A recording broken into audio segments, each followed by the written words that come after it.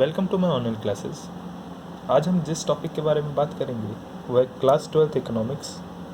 Class 12th की economics दो part में डिवाइडेड है, macro economics and Indian economic development.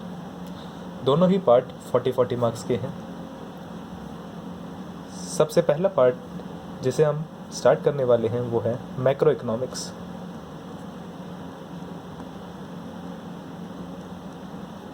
जैसे आप देख सकते हैं मैक्रो इकोनॉमिक्स दो वर्ड को मिला के बना है, macro plus economics.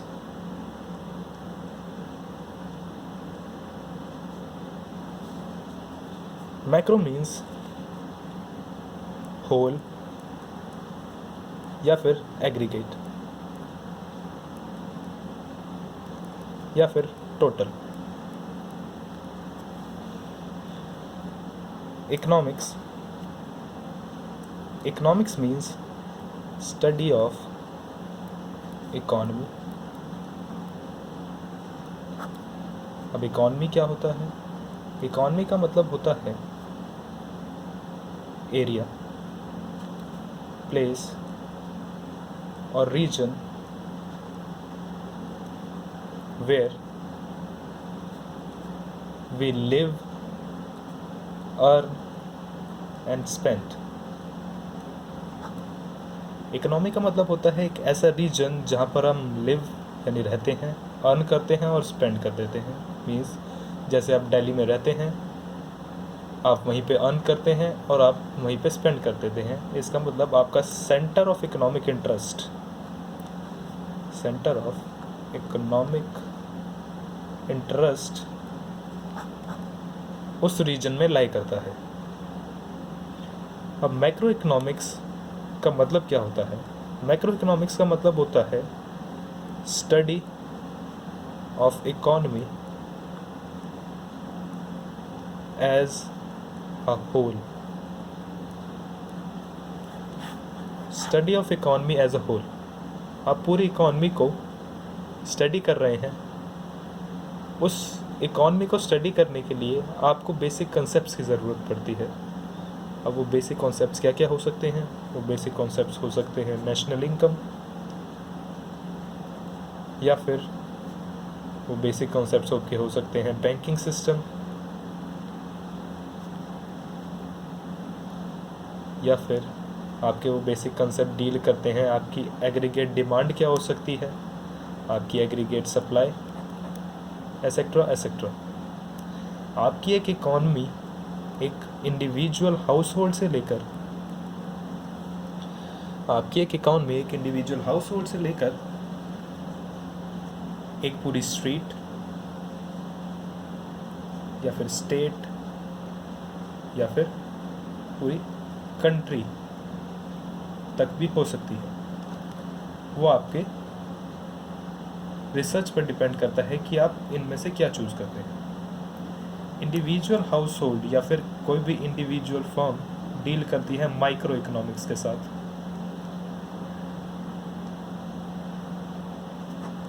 Single firm या सिंगल हाउस होल्ड से ज़्यादा सारी चीज़ें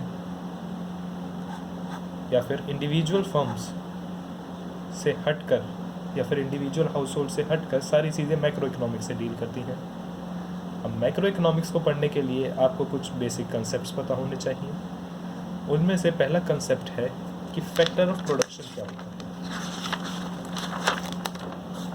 आपने क्लास 11th में पढ़ा था या फिर आपने माइक्रो इकोनॉमिक्स में पढ़ा है एक चैप्टर जिसे आप कहते हैं production function.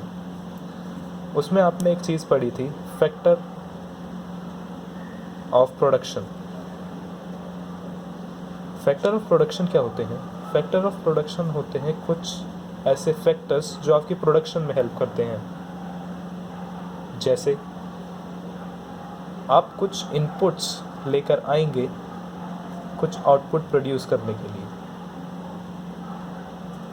Inputs raw material भी हो सकते हैं, इनपुट्स लेबर भी हो सकती है, इनपुट्स कैपिटल भी हो सकती है, इनपुट लैंड भी हो सकती है, कुछ भी हो सकता है इनमें से। अब आप ये सारी चीज़ें मिलाकर एक आउटपुट प्रोड्यूस कर रहे हैं जो कि आपका एक फाइनल आउटकम है। अब आप इन्हें ही फैक्टर्स ऑफ प्रोडक्शन कहते हैं। आपको बेसिकली 4 तरीके के फैक्टर्स ऑफ प्रोडक्शन पढ़ने हैं जिसमें आप डील करते हैं। पहला होता है land, second capital, third labour and fourth owner या फिर entrepreneur.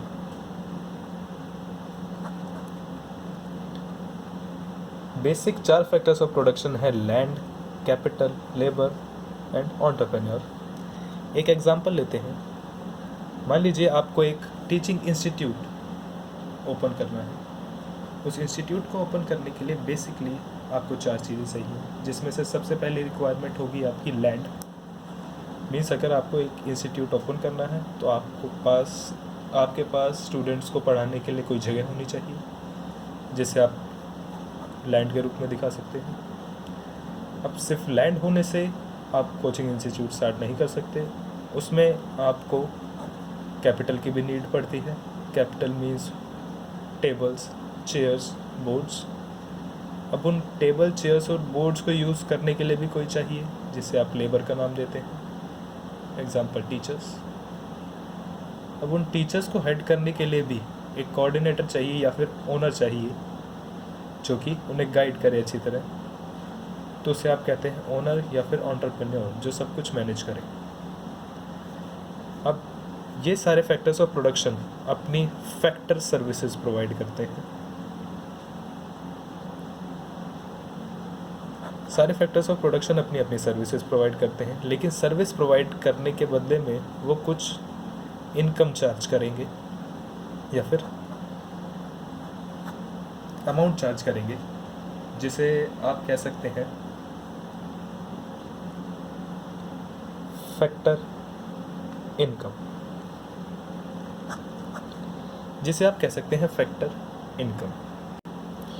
Her factor of production को उसकी सर्विसेज प्रोवाइड करने के लिए कुछ अमाउंट दिया जाएगा जिसे आप कहते हैं फैक्टर इनकम।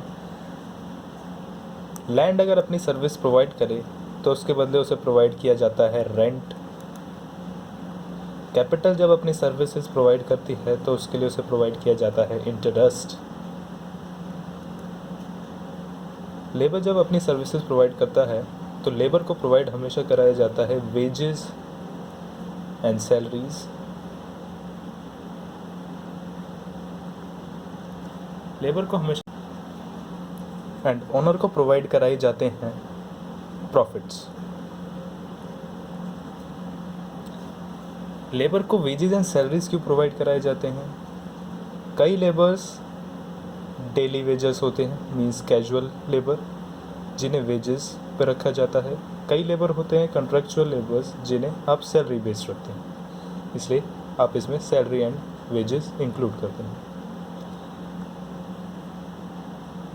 अब इनकम के 2 टाइप होते हैं। Income can be of factor income, income can be of transfer income. Factor income क्या होती है?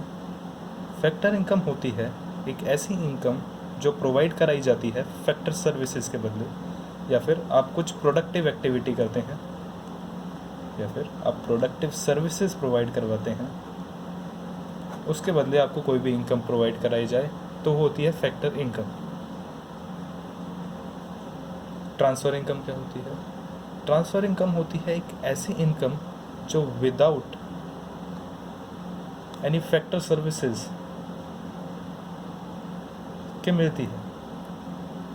विदाउट एनी फैक्टर सर्विसेज के आपको कोई भी इनकम मिले तो वो ट्रांसफ़र इनकम है। एग्जांपल लेते हैं।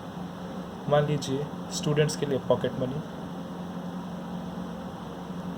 या फिर स्कॉलरशिप। स्टूडेंट्स के लिए पॉकेट मनी या स्कॉलरशिप एक फैक्टर इनकम ना होकर ट्रांसफ़र इनकम है। ट्रांसफ़र इनकम का मतलब आपने पॉकेट मनी लेने के लिए कोई भी फैक्टर सर्विसेज प्रोवाइड नहीं की है पेरेंट्स को, या फिर स्कॉलरशिप लेने के लिए आपने इंस्टीट्यूट्स को या फिर एजुकेशनल इंस्टीट्यूट्स को कोई भी फैक्टर सर्विसेज प्रोवाइड नहीं की हैं, फिर भी आपको एक डेजिग्नेटेड अमाउंट दिया जाता है, तो वो आपके लिए एक ट्रांसफ़र इनकम है। इसका एक और एग्जांपल ले सकते हैं, ओल्ड एज पेंशन्स या फिर सब्सिडीज़। ये सारी चीज़ें आपको बिना फैक्टर सर्विसेज प्रोवाइड कराए मिलती हैं। आज के लिए इतना ही। Thank you.